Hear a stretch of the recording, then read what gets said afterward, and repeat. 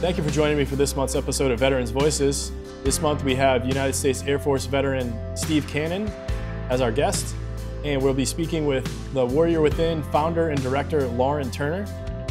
And for our veterans profile, we'll be highlighting Lieutenant George Beaudry, the United States Army Air Corps.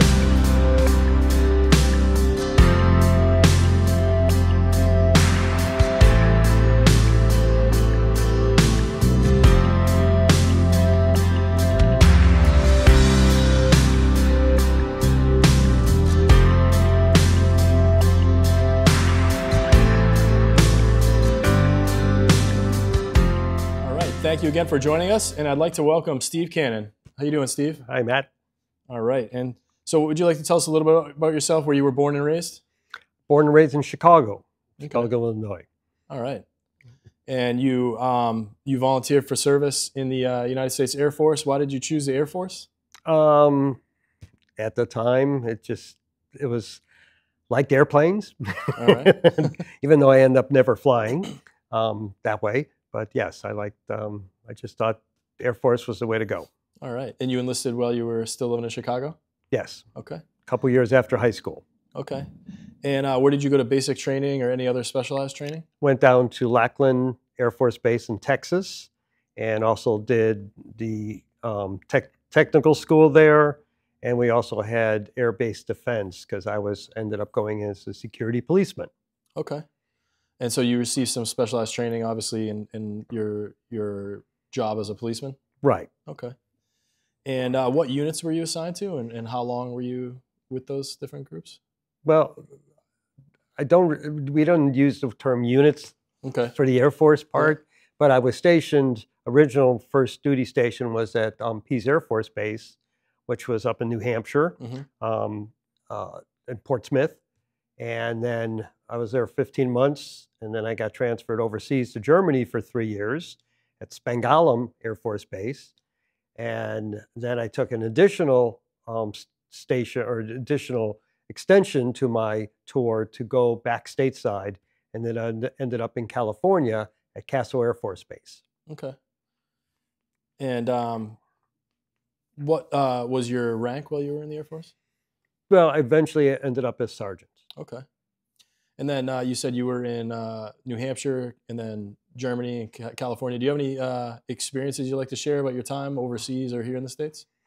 I think the experience of being able to go overseas is always great to do. You get a different perspective, especially after you get to know the people there and get a nice perspective of how they see the world and how they see us as the United States, that kind of thing. This is, years back during, Carter and Reagan administration, mostly Reagan. So it is, obviously the world was a lot different back then, but I found the German people very acceptable to us being there and very hospitable. It was fun to get involved in some of their cultural things doing. Mm-hmm. And were you able to travel all around Germany or Europe while you were there? Travel a little bit. The being overseas, it's almost like your own, little town. The air bases are, and they have everything a little town would have, or a campus type of atmosphere. And to get us out there into the community, we would go on different tours and different trips, bus trips. And one of the things I did get involved in a lot was going on what they call Volksmarches. And every little town seemed to have a little walking group. And the walking group would host their Volksmarch for that weekend or that day. And you get to tour the countryside and to see the houses, and it's just very nice and get really kind of mingle in with the community. Okay. It's kind of like a hiking club type thing? It is more casual. More casual? It wasn't, you could see splinters of people out there who do take it serious and have the hiking boots and maybe have something on their back, carrying pack or something like that. But most of the time it's just a casual walk through the countryside or through the town area. And you usually end up at some community space and have beverages and food afterwards. Okay. And then you said you were in California. Where was the base in California? Castle Air Force Base is just north of Merced, California, which is pretty much central California. in the middle of the San Joaquin Valley. Okay. And how long were you there? Just finished up 6 months. That was the kind of interesting aspect to get this overseas or getting back to the stateside assignment. The minimum I had to extend was 6 months, which I thought was like ridiculous. They should get you for at least a year, but they said 6 months. So I did 6 months, and then I walked across the hall and joined and ended up signing up for the reserves. Okay. And I changed jobs into air cargo and worked out of Travis Air Force Base, which is just north of San Francisco. Okay. And so when you went into the reserves, did you stay in California? Yeah. Okay. Yeah, I stayed there for another 3 or 4 years before I moved back this way to the East Coast. Okay. And then how did you come about getting here into Marlboro? It was just kind of a fluke type of thing. Yeah. I was actually kind of thinking I'd go back up to Portsmouth, but a friend of mine lived in Worcester, or outside of Worcester at the time. So I ended up first starting in Worcester and then slowly worked my way from one town a little closer east and a little closer north, and actually lived in Hudson before I moved to Framingham. But yeah, kind of got stuck in Massachusetts. Yeah, all right. And what years did you serve? What was, I know you said let's see, 79 to 84. I think that was the years for regular service, and then a couple more years for reserve after that. Okay. And then did you ever get involved with any veterans organizations anywhere along your path? It's until recently, I really didn't think much about my past in the military. It's kind of like so long ago, and it just came up. I was watching, I don't know if a commercial or something on talking about doing yoga for veterans, and one thing happened quickly after the other, and met your next guest, Lauren, and we are involved. I see you got the shirt. Yep. So it's been really nice to get back, and talking with people who've served years back too, and getting in touch with that, and I'm just looking, that this is going to grow and grow, and getting more involved with whatever I can in the community for veterans, whatever I can help. Mm-hmm. And so, just so everyone knows, Steve is the local instructor for the Warrior Within Yoga Project. We'll be hearing all about that shortly. But you've been doing that. How long has that been going on? That's how we met. That's how we know each other. Well, I think, I'm not going to brag, but I think I might have been one of the first instructors Lauren hired. So yeah, it's been over a year now. Yep. That's and she's done a fabulous job. Yeah. Yeah. So sometimes our guests have talked about the different veterans organizations they get involved with, VFW, American Legion, that type of thing. So it's nice to hear that you found a kind of a different avenue to get involved with the veteran community. So yeah, it's I'm trying to do what I can do now. Mm-hmm. Yeah. So yeah, it's great to be able to do this. Yeah. And having the opportunity to teach yoga. Yeah. For people. Yeah. All right, Steve, is there anything else you'd like to share about your time in the Air Force, or anything else? No, it's the kind of thing, it's not for everybody, but also the other aspect of it, it's really just a regular job for most everybody in the military. It's just a regular job that they do like any other job. You just happen sometimes to wear a uniform doing it, but most cases, unless you're doing something like actually flying, or working on an aircraft carrier or something like that, then it stretches it a little bit farther from being a regular job. But no, it was a very good experience at the time, and now that it's kind of fun reflecting back to it as where I am now. Well, thank you, Steve. And with that, we'll be taking a short break. In the Air Force, we fly airplanes. Our job is to put those aircraft in the sky. Service it, gas it up, do the inspection, keep it mission ready. None of these jets would make it off the ground without us. We deal in high-stakes situations, a lot of moving parts, while still maintaining that fast pace. We're all working towards one mission. A lot of the work is done in teams. You get to drive and operate all kinds of equipment, from towing trailers to lifting each individual weapon. never do anything alone. Somebody's always got your back. We rely on each other as technical experts to know how we're going to get it fixed. You will not find a harder working group of people than U.S. Air Force maintainers. We're a little gritty, but we get the job done.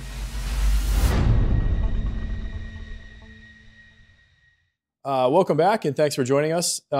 This month, we'll be interviewing Lauren Turner, the founder and director of the Warrior Within Yoga Project. So welcome, Lauren, and how are you? Good, thanks for having me. All right, yeah, thanks for joining us. And, would you like to tell us a little bit of the background of the Warrior Within Yoga Project? Yeah, of course. Warrior Within Yoga Project was founded in 2022, and the inspiration behind it came a few years before that. I myself am not a veteran, but my grandparents both served. My uncle served. I have a lot of friends that have served. And back in 2019, my uncle Larry, a U.S. Army veteran, was diagnosed with cancer and received his hospice care at a veteran center in New Hampshire. And, we got a chance to visit him and see him in those last few days of his life. And I was just so impressed and so moved by how the veteran community came together to help take care of him in those last few days and really, gave him this dignity in, being strangers, and the only thing connecting them being the fact that he had served at one point. And so after he passed, I wanted to find a way to show my gratitude both to the veteran community, but also find a way to honor his memory. At that time, I had been teaching yoga for several years. I owned a yoga studio, and I thought to myself, well, I know how to teach yoga, and I know that there's a immense need and benefit of yoga for this community. Why don't I give that a go?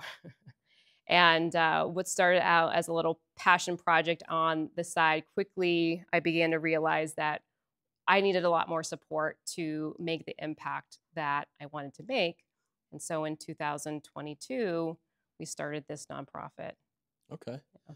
And so, I came about learning about this organization. I think you had gotten in touch with the veterans agent, Mike Hennessy, and let him know that you were gonna be starting a class here in Marlboro.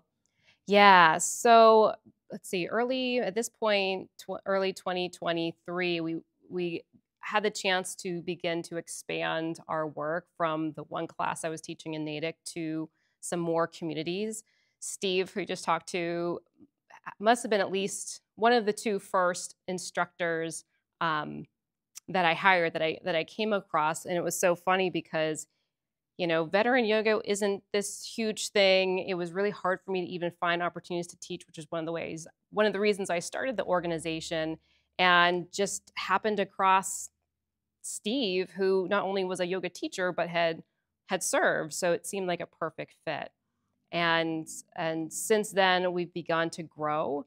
We've been able to reach 10 or 11 different communities here in Massachusetts in the past year or so. This past month, we've had 10 weekly classes in 9 different locations, with one of them being right next door at the American Heritage Museum in Hudson that Steve has been teaching at. Yeah. Yeah. And that's been a great class for anyone in the community that's interested. That's Thursdays at 6 p.m. Yes, Thursdays at 6 p.m. Now, a thing that's unique about what we're doing with yoga, it's not your typical yoga class. What makes what we're doing different, not just that it's for veterans and for service members and for first responders, is that we're really taking a look at what the unique scope of need is for the community and tailoring the way that a class is taught so that it can be accessible both from a culturally relevant standpoint, but also allow anyone that wants to come in and try yoga to be able to participate. So in one of our classes in Natick, we have someone who's 100 years old, World War II veteran, Navy, who comes every single week. We see people who have back injuries, shoulder injuries, the whole gambit, able to come into a yoga class, participate, get the benefits of stress reduction, and where they might not have found that before somewhere else. And they get to do that alongside of their brothers and sisters in arms, are people that, you know, are in the field of serving others, and it makes it, you know, something really special. Mm-hmm. Yeah, and so I know that with the class in Hudson, there's not only veterans, but there's also a first responder. I know there's a firefighter from Northborough who attends regularly. So it's not just veterans, it's also first responders. Yeah. And for me, I had noticed in the beginning, a lot of the veterans coming in also held other careers in fire, in law enforcement after they had finished in, you know, their time in service. They had friends, and there's a lot of similarities in terms of the amount of operational stress involved in both of those worlds. And because our approach is tailored to the types of things that go on in military or military-like communities, it makes it a natural fit for some of the people in law enforcement or fire to come and be involved as well. Mm-hmm. So it is a mix. It's a mix of, you know, veterans who have long ago have wrapped up their service, people who are currently serving now, and as well as first responders. We also welcome in family members, and so we see spouses coming in, or parents of Gold Star families, adult children of. So it's meant to be inclusive for that whole community. Mm-hmm. Yeah, so it's great. I know I've been going to the classes since I think they started here in Marlboro. I find a lot of benefit to it, not only from the physical aspect, but also mentally, just being able to kind of relax and breathe.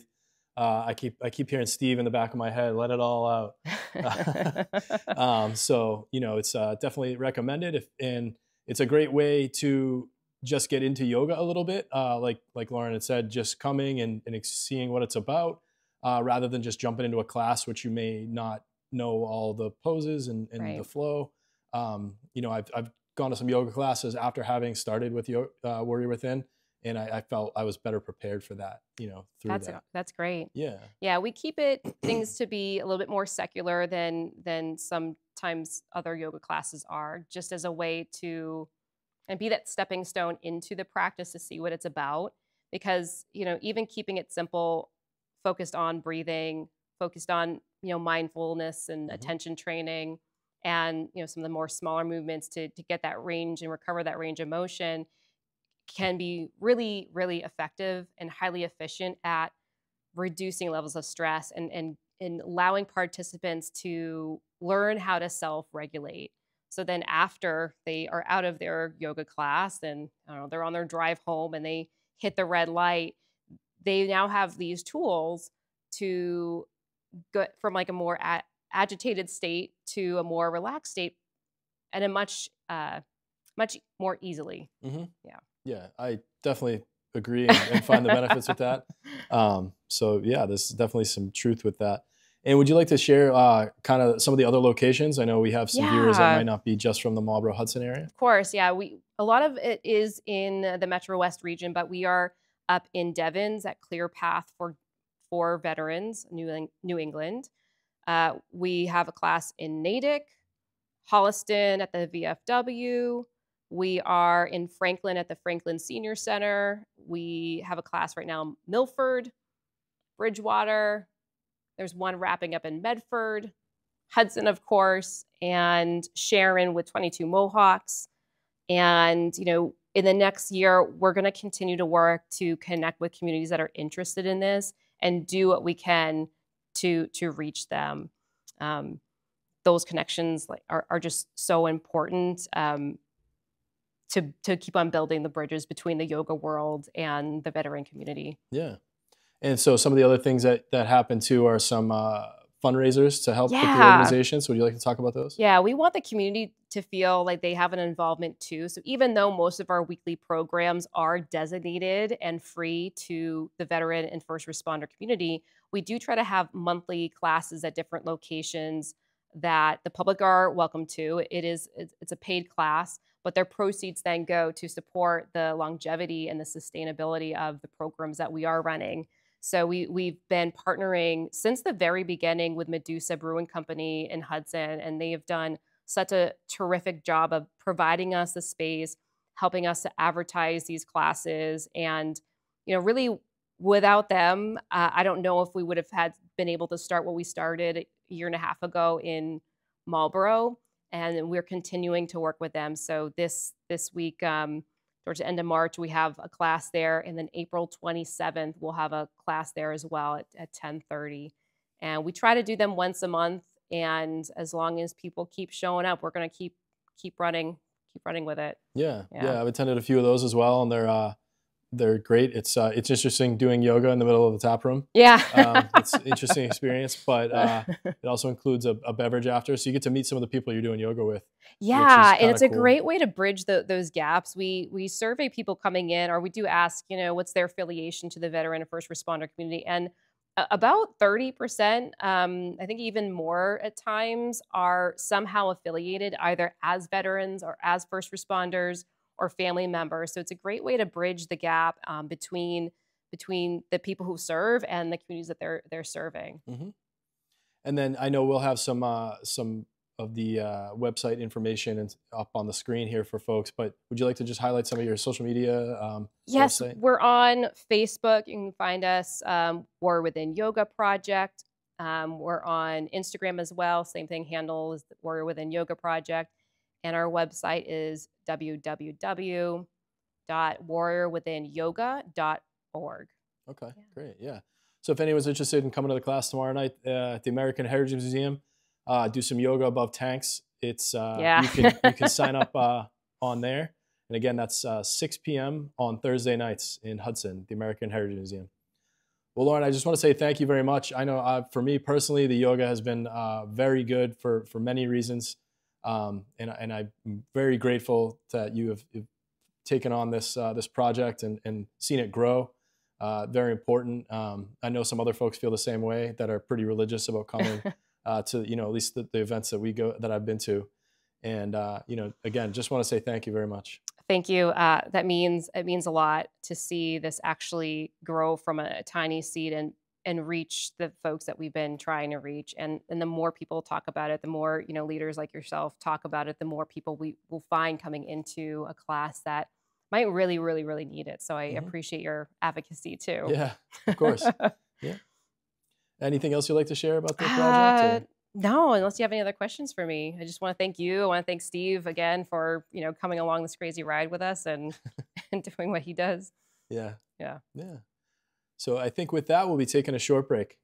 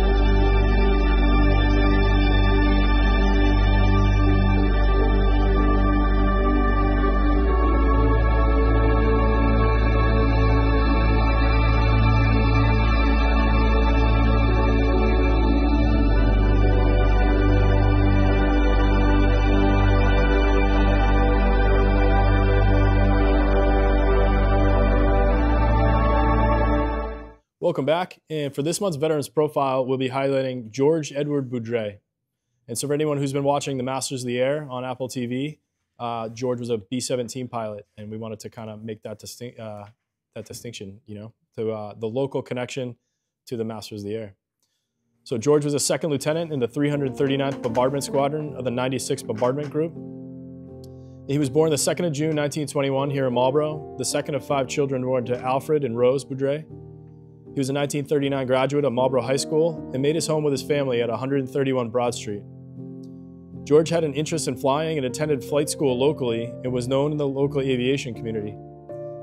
He was working at the Lombard Governor Corporation in Ashland, Massachusetts when he enlisted in the Army Air Corps in November of 1942. He received training as a pilot through much of 1943 at the 7-Up Bottling Company in Fresno, California, the Polaris Flight Academy in Lancaster, California, Marfa Army Air Base in Texas, where he earned his pilot's wings, and at Roswell Army Airfield in Texas.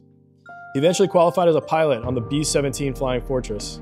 Sadly, George escorted the body of his friend and fellow pilot Larry Essel home to Los Angeles following the death of his friend during training in New Mexico.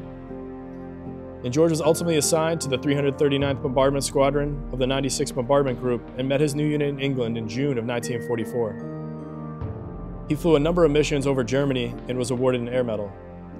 On the 21st of July, 1944, while on a bombing mission to Regensburg, Germany, the B-17 George was piloting took heavy anti-aircraft fire and the crew was forced to bail out.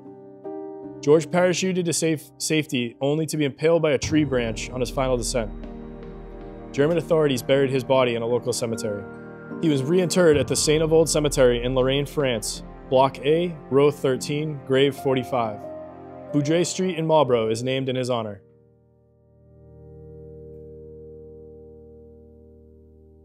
Thank you for joining us for this month's episode of Veterans Voices. I'm Matty Sargent, and I'd just like to thank our guests, Steve Cannon and Lauren Turner, and we'll see you next time.